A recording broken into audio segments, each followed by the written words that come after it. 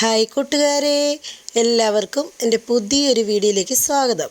എല്ലാവരും സുഖമായിട്ടും സന്തോഷമായിട്ടും ഒക്കെ ഇരിക്കുമല്ലേ? ഇന്നത്തെ നമ്മുടെ വീഡിയോ എന്ന് പറഞ്ഞാൽ രാവിലെ മുതൽ ഉച്ച വരെയുള്ള നമ്മുടെ വീട്ടിലെ കുഞ്ഞു കുഞ്ഞു വിശേഷങ്ങളൊക്കെയാണ് വീഡിയോ ആയിട്ട് എടുത്തിരിക്കുന്നത് കേട്ടോ. അന്നേരം നമുക്കിന്ന് രാവിലെ അടയാണ്, നല്ല മധുരമുള്ള അട എന്ന് പറഞ്ഞു കഴിഞ്ഞാൽ നമ്മൾ ശർക്കര വെച്ചാണ് അട ഉണ്ടാക്കുന്നത്. ഞാൻ പഞ്ചസാര ചേർത്ത് അങ്ങനെ അട ഉണ്ടാക്കാറില്ല കേട്ടോ. അന്നേരം തേങ്ങയും ജീരകവും ഏലക്കായും കൂടെ പൊടിച്ചതും പിന്നെ ശർക്കരയും കൂടെ മിക്സ് ചെയ്തിട്ട് നമ്മൾ ഈ വാഴയിലക്കകത്ത് മാവ് പരത്തി പിന്നെ അതിനകത്തേക്ക് ഫില്ല് ചെയ്ത് നമ്മുടെ വാഴയില ഇങ്ങനെ മൂടി ആവി കയറ്റിയെടുക്കുകയാണ് കേട്ടോ. അന്നേരം നമ്മൾ ഈ മാവിനകത്തോട്ട് കുറച്ച് ആട്ടപ്പൊടിയും കുറച്ച് മൈദാപ്പൊടിയും കൂടെ മിക്സ് ചെയ്താണ് കുഴച്ച് വെച്ചത് കേട്ടോ. അങ്ങനെ ആകുമ്പോൾ നല്ല ടേസ്റ്റാണ് നമ്മുടെ അടയ്ക്ക്. അന്നേരം ഞാൻ ഈ ഒരട വറുത്തെടുത്തിരിക്കുന്നത് അപ്പൂസിനാണ് കേട്ടോ. അവനിങ്ങനെ വറുത്തടയാണ് ഇഷ്ടം. അന്നേരം ഞാൻ ഒരെണ്ണം അവന് വേണ്ടി വറുത്ത് മാറ്റി വെച്ചതാണ്. ബാക്കിയെല്ലാം പുഴുങ്ങിയെടുത്തു.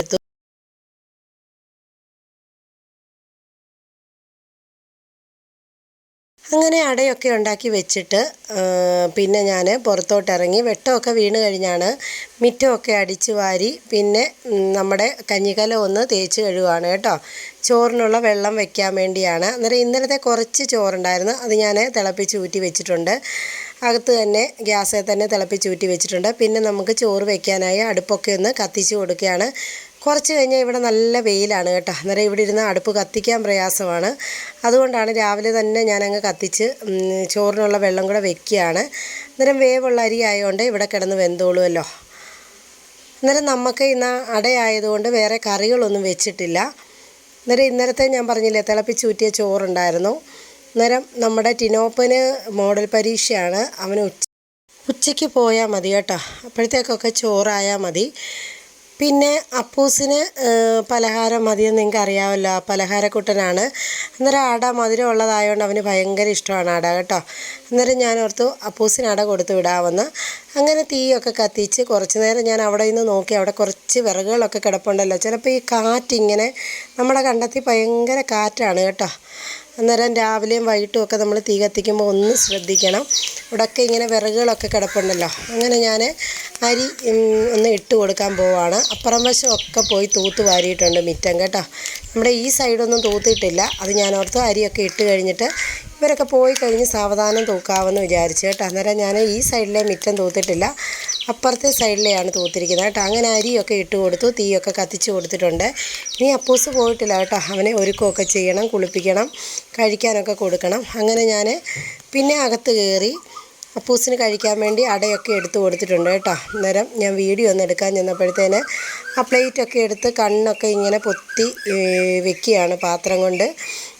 ഭയങ്കര മടിയാണ് കേട്ടോ വീഡിയോയ്ക്ക് മുന്നിൽ വരാൻ. അന്നേരം എന്നോട് എപ്പോഴും എല്ലാവരും ചോദിക്കും അപ്പൂസ് എന്തിയേ. ഇതിനകത്ത് സ്റ്റാൻലി എന്ന് പറഞ്ഞ ഒരാൾ എന്നും കമൻ്റ് ഇടും അപ്പൂസേന്ന് വിളിച്ച് കേട്ടോ. അന്നേരം അപ്പൂസിനോട് ഞാൻ പറയും നിന്നെ ആൻറ്റിമാരും ചേച്ചിമാരും ഒക്കെ തിരക്കുന്നുണ്ടെന്നൊക്കെ പറയുമ്പോൾ അപ്പൂസ് പറയും ഞാനും തിരക്കിയേക്കാൻ പറയും.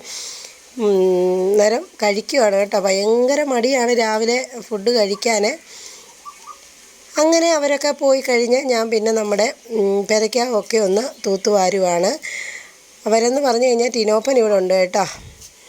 അപ്പൂസും ചേട്ടനും പോയി. അത് കഴിഞ്ഞ് ഞാൻ പിന്നെ പെരയ്ക്കൊക്കെ ഒന്ന് തൂത്തുവാരി കഴിഞ്ഞിട്ട് വേണം, കുറേ ജോലികൾ ഇനി നമുക്കുണ്ട്. അന്നേരം രാവിലെ തന്നെ എല്ലാ വീട്ടമ്മമാരും മക്കളൊക്കെ പോയി കഴിഞ്ഞാണ് പെരയ്ക്കകം എല്ലാം അടുക്കി പെറുക്കി തൂത്തുവാരുന്നല്ലേ. ഞാനും അങ്ങനെ തന്നെയാണ് കേട്ടോ. അത് കഴിഞ്ഞ് നമ്മുടെ പാത്രങ്ങളാണ് ഈ കിടക്കുന്നത് കേട്ടോ. ഇതാണ് മെയിൻ ജോലി. രാവിലെ മുതൽ നമ്മൾ കഴുകാൻ തുടങ്ങുന്നതാണ് ഈ പാത്രങ്ങൾ. ഈ സ്റ്റീൽ പാത്രങ്ങളൊക്കെ വാഷ് ബേസിനിലിട്ട് ഞാൻ കഴുകും. നമ്മുടെ കരിപ്പാത്രങ്ങളൊക്കെ ഞാൻ പുറത്ത് കൊണ്ടേ കഴുകത്തുള്ളൂ കേട്ടോ. അങ്ങനെ നമ്മൾ ഈ അടുപ്പേ വയ്ക്കുന്ന ചട്ടി കലം അങ്ങനത്തെയൊക്കെ നമ്മൾ പുറത്ത് വെച്ചിട്ടുണ്ട് കഴുകാൻ വേണ്ടി. അതൊക്കെ ഇനി ഒന്ന് കഴുകിയെടുക്കണം. പിന്നെ ഈ പാത്രങ്ങളോടൊക്കെ കഴിഞ്ഞ് കഴിഞ്ഞാൽ പിന്നെ നമുക്ക് കാപ്പി കുടിക്കാൻ വേണ്ടി ഇരിക്കാം. അന്നേരം നിങ്ങൾ വീഡിയോ കണ്ടുകൊണ്ടിരിക്കുമ്പോൾ എൻ്റെ കൂട്ടുകാരെല്ലാം ഒരുപാട് പേര് കമൻ്റ് ഇടുന്നുണ്ട് കേട്ടോ. എൻ്റെ വീഡിയോ ഒരുപാട് ഇഷ്ടമാണെന്നൊക്കെ പറഞ്ഞ്. അന്നേരം നിങ്ങളുടെയൊക്കെ കമൻറ്റിന് ഒരുപാട് നന്ദി കേട്ടോ. ഇനിയും തുടർന്നും ഇതുപോലെ എന്നെ സപ്പോർട്ട് ചെയ്യണം.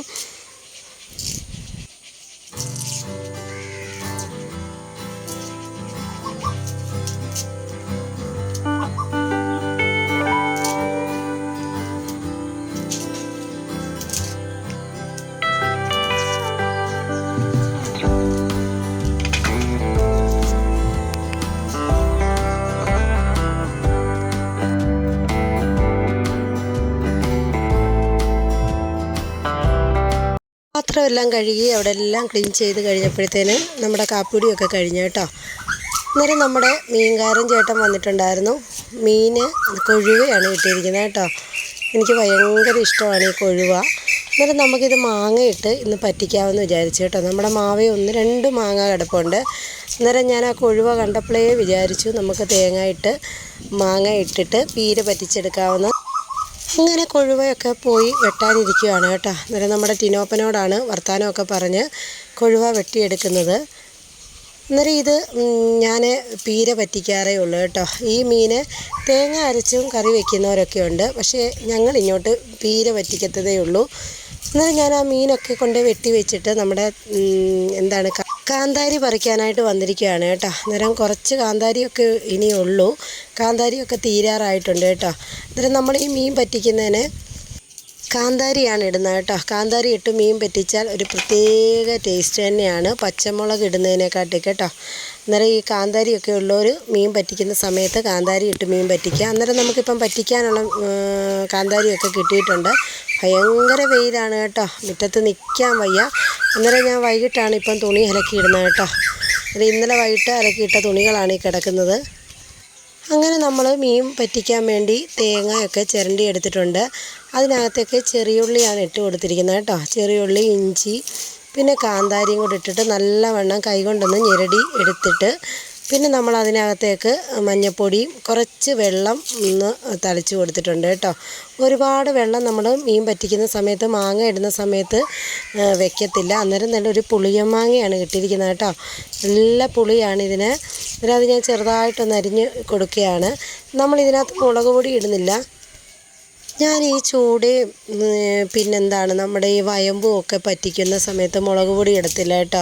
എനിക്കിഷ്ടമല്ല മുളക് പൊടി ഇട്ട് ഇങ്ങനെ പറ്റിക്കുന്നത്. കാരണം ഞങ്ങളുടെ അവിടെ തിരുവല്ലക്കാരൊക്കെ ഇങ്ങനെ വെള്ളയ്ക്ക് പറ്റിക്കുക എന്ന് പറയും. മഞ്ഞൾപ്പൊടി ഇട്ടാണ് പറ്റിക്കുന്നത് കേട്ടോ. അന്നേരം ഇങ്ങോട്ടുള്ളവരൊക്കെ ഇങ്ങനെ മുളക് പൊടി ഇടും. നമ്മുടെ ചേട്ടൻ ഇവിടെ മീൻ പറ്റിച്ച് കഴിഞ്ഞാൽ മുളക് പൊടി ഇട്ടേ പറ്റിക്കത്തുള്ളൂ. എനിക്കിഷ്ടമല്ല കേട്ടോ. അന്നേരം ഞാൻ അതിൻ്റെ മിക്സൊക്കെ ഒന്ന് റെഡിയാക്കിയിട്ട് നമ്മുടെ കൊഴുവ ഒന്നിട്ട് കൊടുക്കുകയാണ്. നല്ല മുഴുത്ത കൊഴുവയാണ് കേട്ടോ. ഇത് പറ്റിച്ചാൽ നല്ല ടേസ്റ്റാണ്.